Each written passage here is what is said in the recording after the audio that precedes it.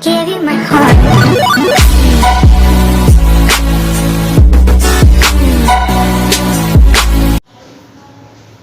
Good morning सभी को सुबह का नमस्कार।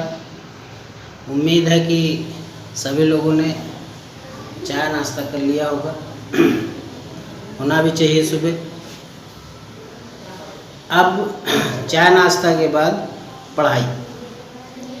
पीछे की क्लास में हमने विस्कासिटी बताई थी। विस्कासिटी का मतलब श्यानता। बहुत ध्यान से सुनिएगा, बहुत अच्छी फिजिक्स होती है। श्यानता, पिछली क्लास में विस्कासिटी के विषय में हमने कुछ लेक्चर सुनाए थे आपको। इसी विस्कासिटी के विषय में पहले लेक्चर सुनिए। विस्कासिटी हमने बताई थी क्या होती है। जब द्रव बहता है तो द्रव के परतों के बीच में परतों की गति का विरोध करने के लिए एक आंतरिक घर्षण बल लगा करता है। इसे आप विस्कस फोर्स भी कह सकते हैं, विस्कस फोर्स, श्यान बल। और इसी विरोधी या अवरोधी बल के कारण बहते हुए द्रव रुक जाते हैं। तो द्रवों का वह गुण जिसके कारण बहते हुए द्रव रुक जाते हैं, उस गुण को कहा जाता है श्यानता। ध्यान रखिए, ये द्रवों का एक गुण है। श्यानता, विस्कासिटी द्रवों का एक गुण है। द्रवों का वह गुण जिसके कारण बहते हुए द्रव रुक जाते हैं। और क्यों रुक जाते हैं, ये हमने पीछे बताया आपको कि जब द्रव बहता है तो उसके परतों के बीच में सापेक्ष गतियां होती हैं, और इन गतियों का विरोध करने के लिए उन परतों के बीच में एक आंतरिक घर्षण बल होता है, जिसे श्यान बल भी कहा जाता है। और ये श्यान बल बहते हुए द्रव को, ये आंतरिक बल, ये आंतरिक घर्षण बल बहते हुए द्रव को रोक देता है।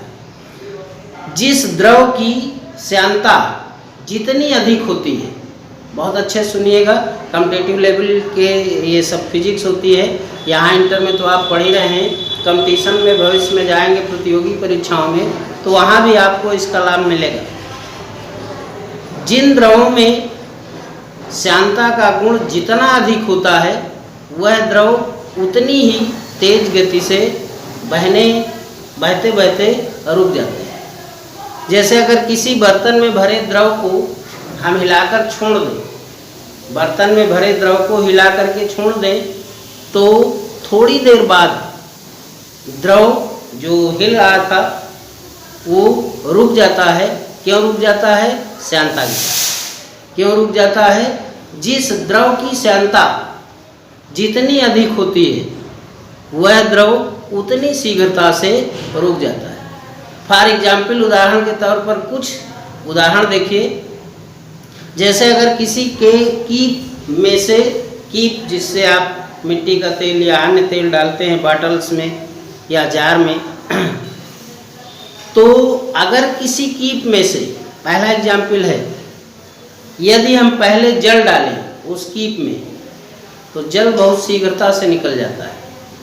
और अगर उसी कीप में से होकर शहद डालें तो शहद बहुत देर से निकल पाता है। ऐसा इसलिए होता है क्योंकि शहद की श्यानता जल की श्यानता की अपेक्षा ज़्यादा होती है। जिस द्रव की श्यानता जितनी अधिक होगी, वह द्रव उतनी ही देर से निकल पाते हैं। तो अगर जल शीघ्रता से निकल रहा है और शहद आपका देर से निकल रहा है, तो इसका मतलब है कि शहद की श्यानता ज़्यादा है और जल की श्यानता कम है। अगला एग्जाम्पल, जितना तेज हम वायु में चल सकते हैं, उतना तेज हम जल में नहीं चल सकते हैं। जैसे अगर बहुत तेज आंधी रूप में भी आ रही हो, वायु चल रही हो, हवा चल रही हो, तो उसके खिलाफ हम दौड़ सकते हैं। जिस दिशा में वायु या तेज आंधी चल रही है, उसकी दिशा में अगर आपसे कहा जाए दौड़िए, तो आप कुछ ना कुछ दौड़ लेंगे। लेकिन अगर थोड़ा थोड़ा घुटनों तक पानी भरा हो कहीं और वहाँ पर आपको दौड़ने के लिए कहा जाए, तो वायु की तुलना में उतना तेज आप नहीं दौड़ सकते हैं। क्यों? क्योंकि जल की श्यानता ज़्यादा होती है, जल की श्यानता ज़्यादा होती है और वायु की श्यानता कम होती है। जल की श्यानता ज़्यादा होने के कारण हम जल में उतना तेज नहीं दौड़ सकते हैं जितना तेज वायु में दौड़ सकते हैं। वायु की श्यानता के कारण ही बादल के कण धीरे धीरे नीचे आ पाते हैं और वे आकाश में तैरते हुए ही प्रतीत होते हैं। तो ये एग्जाम्पल्स थे विस्कोसिटी के। पहला एग्जाम्पल्स हमने बताया, यदि किसी बर्तन में भरे द्रव को हिलाकर छोड़ दें तो थोड़ी देर बाद वो द्रव स्थिर हो जाता है, रुक जाता है श्यानता के कारण। दूसरा उदाहरण हमने बताया, यदि किसी कीट के छेद में से होकर जल और शहद डालें तो जल बहुत शीघ्रता से निकल जाता है, जबकि शहद बहुत देर से निकल पाता है। इसका कारण ये है कि शहद की श्यानता जल की श्यानता की तुलना में अधिक होती है। जितना तेज हम वायु में चल सकते हैं, अगला एग्जाम्पल, उतना तेज हम जल में नहीं चल सकते हैं। ऐसा इसलिए है क्योंकि जल की श्यानता ज़्यादा है और वायु की श्यानता कम है। नेक्स्ट एग्जाम्पल, वायु की श्यानता के कारण ही आकाश में बादल तैरते हुए दिखाई देते हैं, क्योंकि वो नीचे नहीं आ पाते हैं। श्यानता के कारण, वायु की श्यानता के कारण बादल नीचे नहीं आ पाते हैं और वो आकाश में ही तैरते हुए प्रतीत होते हैं। तो ये श्यानता को जानने के लिए, श्यानता को मजबूती प्रदान करने के लिए 4 एग्जाम्पल्स हमने बताए। एक बार पुनः, श्यानता क्या है? द्रवों का गुण है। श्यानता द्रवों का वह गुण है जिसके कारण बहते हुए द्रव रुक जाते हैं, और इसके सपोर्ट में 4 एग्जाम्पल्स हमने बताए और ढेर सारे एग्जाम्पल्स होते हैं, लेकिन 4 एग्जाम्पल्स आपको सपोर्ट करेंगे विस्कोसिटी जानने के लिए। इसके बाद पढ़ेंगे वेग प्रवणता।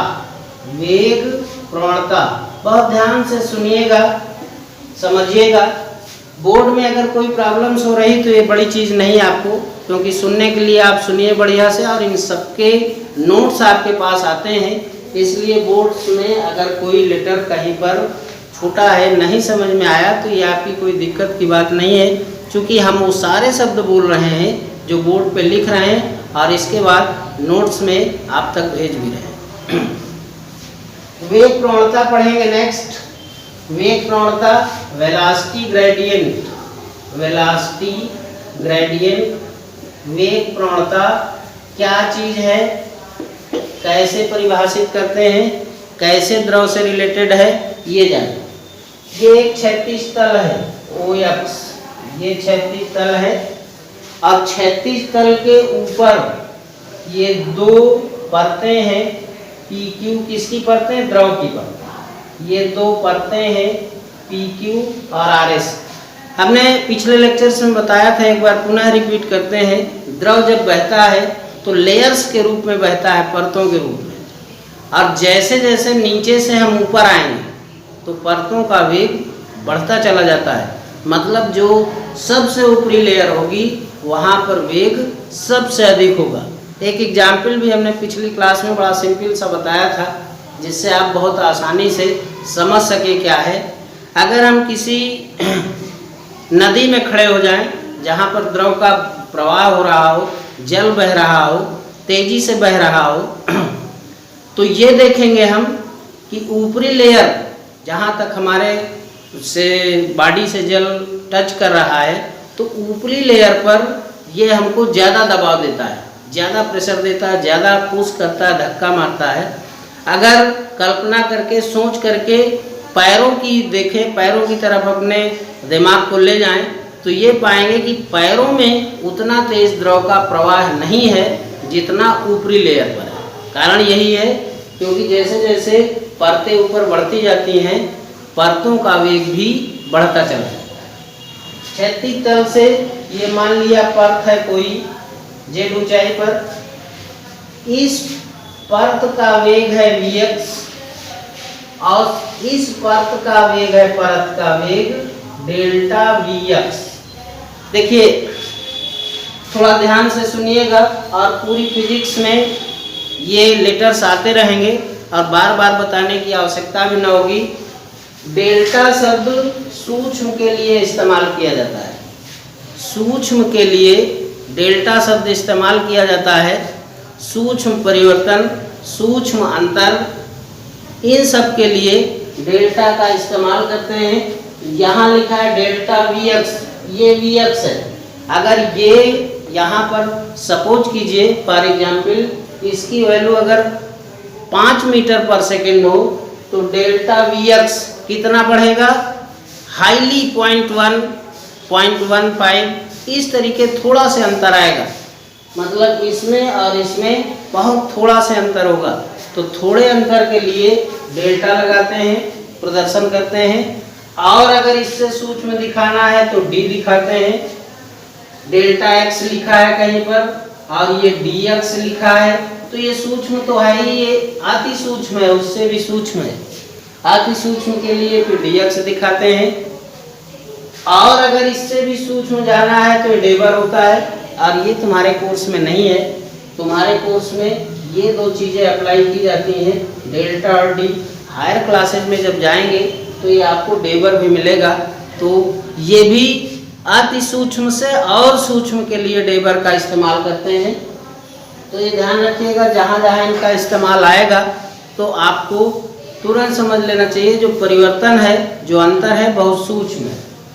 और इन दोनों परतों के बीच की लंबवत दूरी है डेल्टा जेड। डेल्टा जेड, इस परत का वेग है वी एक्स, इस परत का वेग होगा V X plus delta V X. और ये क्षैतिज तल है, क्षैतिज तल से परतों की ऊंचाई है, इस परत की ऊंचाई जो तल के करीब है वो जेड है। दूसरी लेयर ये है डेल्टा जेड। अब ये चित्र में मत देखिए कि बहुत दूर बनी हुई है, ये लेयर से यहाँ है, ये लेयर से यहाँ है।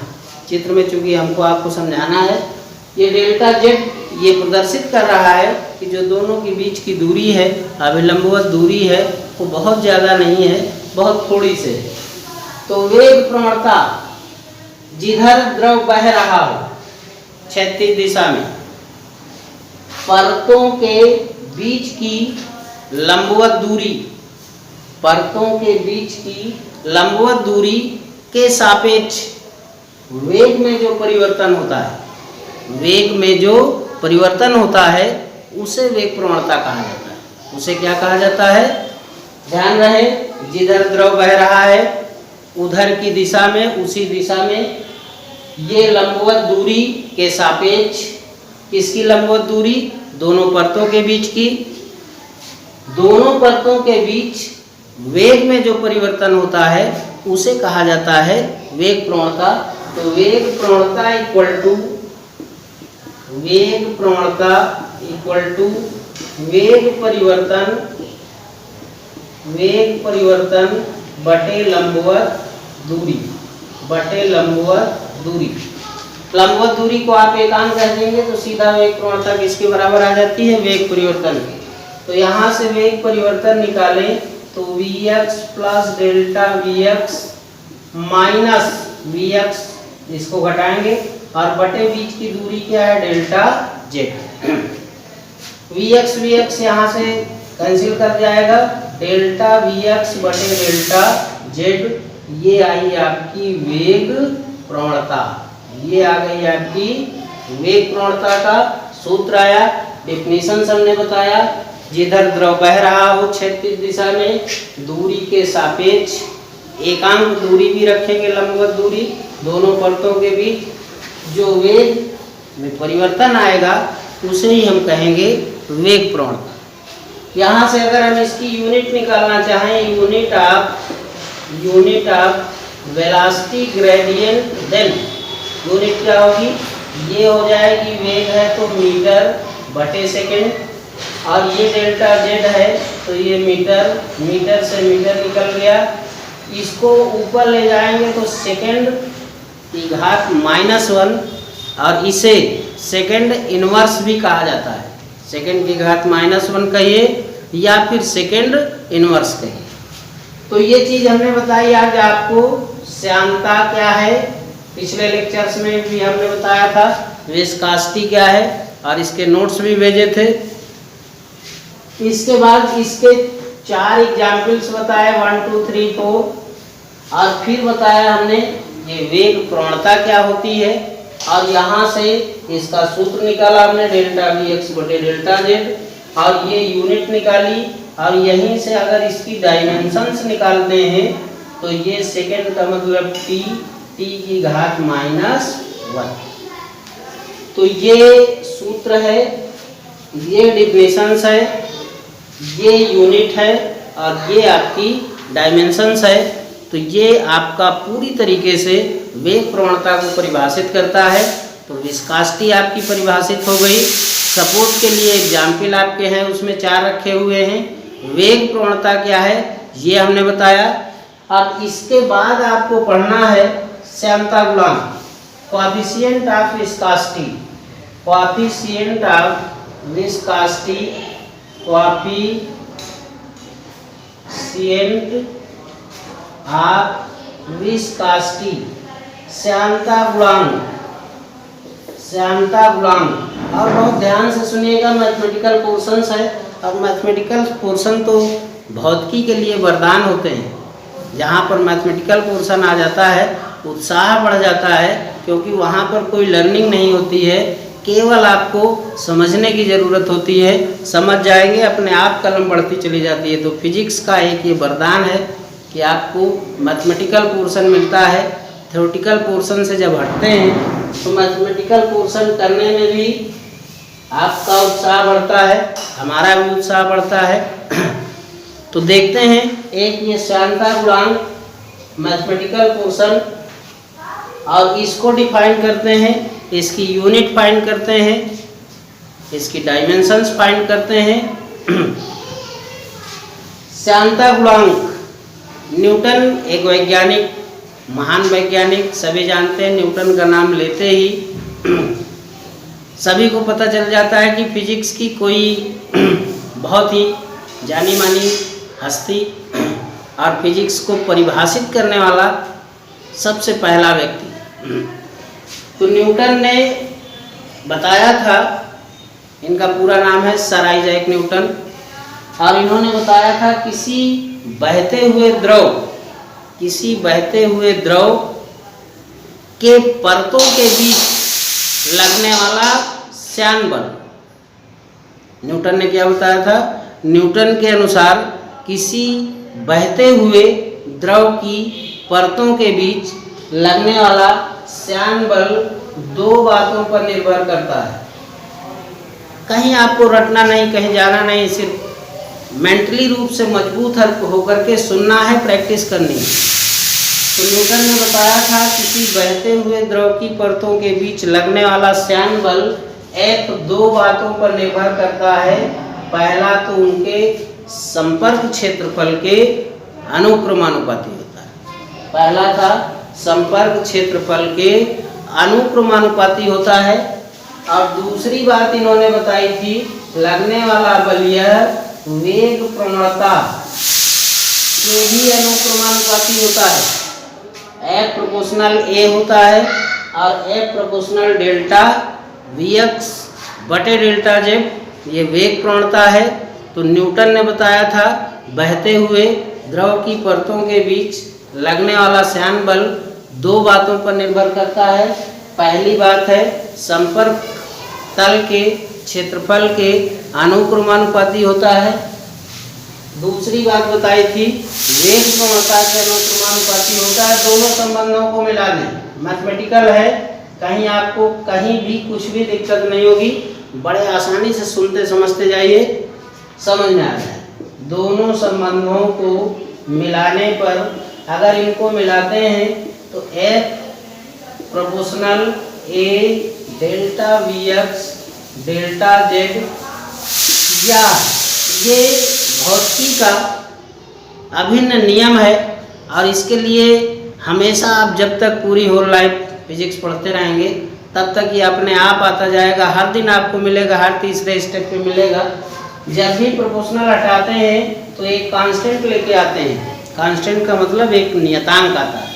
तो प्रोपोर्शनल हटा, एक नियतांक आया यहाँ पर ईटा, ये ग्रीक अक्षर है ईटा, ग्रीक अक्षर ईटा है, प्लस माइनस, प्लस भी हो सकता है और माइनस भी, ए डेल्टा वी एक्स बटे डेल्टा जेड, जहाँ पर ईटा एक अनुक्रमानुपाती नियतांक है। ये ईटा जहाँ पर ईटा एक अनुक्रमानुपाती नियतांक है और इस नियतांक को कहा जाता है श्यानता गुणांक। इस नियतांक को कहते हैं श्यानता गुणांक। ध्यान से समझिएगा, ईटा है इस तरीके बनेगा, ये लाइन थोड़ी लंबी जाती है, इतनी भी नहीं कि आप पेज से बाहर निकल जाएं। तो ईटा एक अनुक्रमानुपाती नियतांक है, ये ग्रीक अक्षर है और इस ईटा को ही कहा जाता है श्यानता गुणांक। इस ईटा को हम क्या कहेंगे? श्यानता गुणांक। इसी सूत्र से हम इसकी परिभाषा को लाएंगे, ईटा की परिभाषा निकालेंगे और इसी सूत्र से इसकी यूनिट निकालेंगे और इसी सूत्र से इसकी डायमेंशंस भी निकालेंगे। सब कुछ इसी सूत्र में निहित है।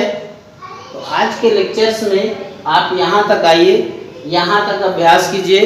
इसके पहले जो हमने श्यानता बताई, वेग प्रवणता बताई, श्यानता गुणांक को आप यहाँ तक लेके आइए और इसके बाद नेक्स्ट लेक्चर में इस श्यानता गुणांक की परिभाषा, मात्रक, विमीय सूत्र सब कुछ बताएंगे। तब तक खूब पढ़िए, स्वस्थ रहिए और लॉकडाउन के नियमों का भरपूर पालन कीजिए। बहुत बहुत धन्यवाद।